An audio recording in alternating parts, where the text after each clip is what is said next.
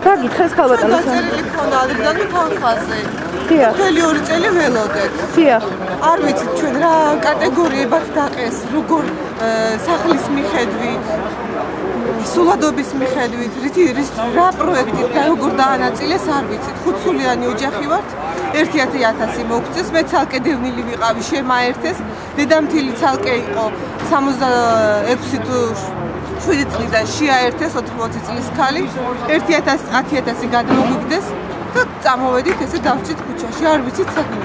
თქვენ აქ როდიდან ცხოვრობ და საიდან ხართ დევნილი? ჩვენ ვართ კეხვიდან, ცხინვალის რეგიონიდან და ცხოვრობთ 2008 წლის აგვისტოში, 7 აგვისტოს წამოვედით კეხვიდან და შემდეგ აქ ჩამოვედით, გორშიც ჩავედით და ბომბა დაიწყო, შემდეგ აქ და ესე შემოვედით 2 თვე არც დენი იყო, არც წყალი იყო, არაფერი.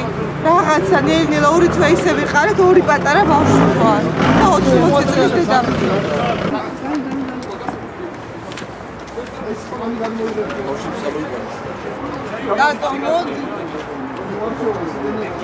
ქალბატონო, ეხლა დასარჩენი გაქვთ ვინმესთან სადმე?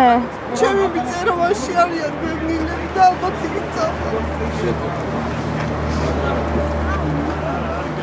თქვენ სოსთან წადით და მე მაყოლას ვნახავ და ჩამოვალ გამოვეშვიდო.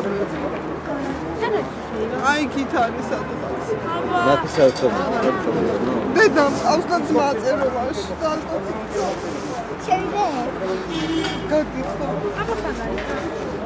ხორები თვითონ ხო აიღეს, ოჯახები გაიყვნენ, ხო აიღეს, ხო გაძიდნენ მათ ხორები და ჩვენი პრეზიდენტი ლაპარაკობს 500 ლარზე ხალხს იჭერენ. ამათ რატომ არ იჭერენ? სად არის ეს შეშუება?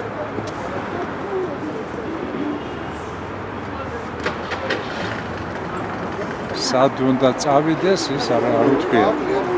ჩემი შვილი თავის მეუღლით 2 ქალვაჟით 9 და 10 კლასში სწავლობენ ამ სკოლაში აგერ.